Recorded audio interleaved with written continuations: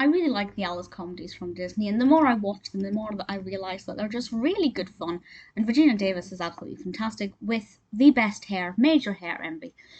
Alice's Wild West show is one that I particularly enjoyed. I guess partly because I really love westerns, but also because I really like the character of Alice. I think she's a lot of fun. So this one was released in 1924, directed by Mr. Disney himself, and of course stars the fabulous Regina Davis as Alice, and we have the return of Tommy Hicks, who plays the recurring character Tubby O'Brien. And I think this is the first time I've learned his surname.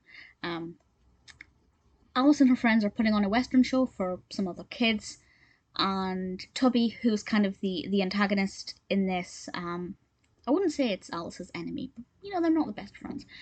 He comes along and are in the audience, so Alice decides to start telling these really wild western stories, and as she's telling these stories, she enters this animated world of the West, where she is, of course, still live action, and that's kind of the crux of every Alice comedy.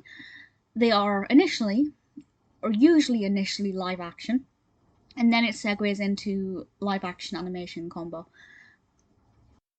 I find that the animation here is very delightful. It's also quite busy.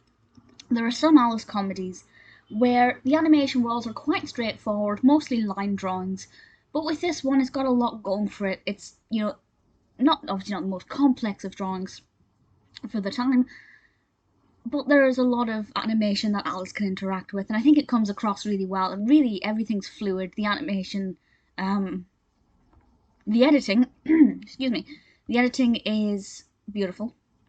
I think the movements are so lovely. Alice's performance, or Virginia Davis's performance, is an absolute joy to watch. I do think that because of my love of westerns, I probably enjoyed it more than I would have done if it had been maybe a different genre. But having said that, the previous one was the spooky Halloweeny one, and I'm a big fan of Halloween, so that one for me was particularly delightful as well.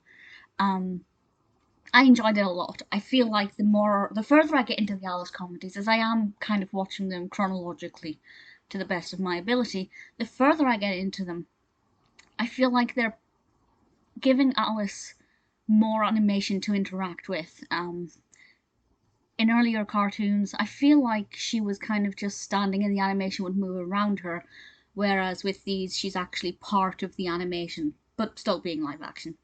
And I just think it's really impressive, especially for the time. But even today, I'm always impressed when live action and animation merge. I'm very easily pleased. Thoroughly enjoyed the Western in this one.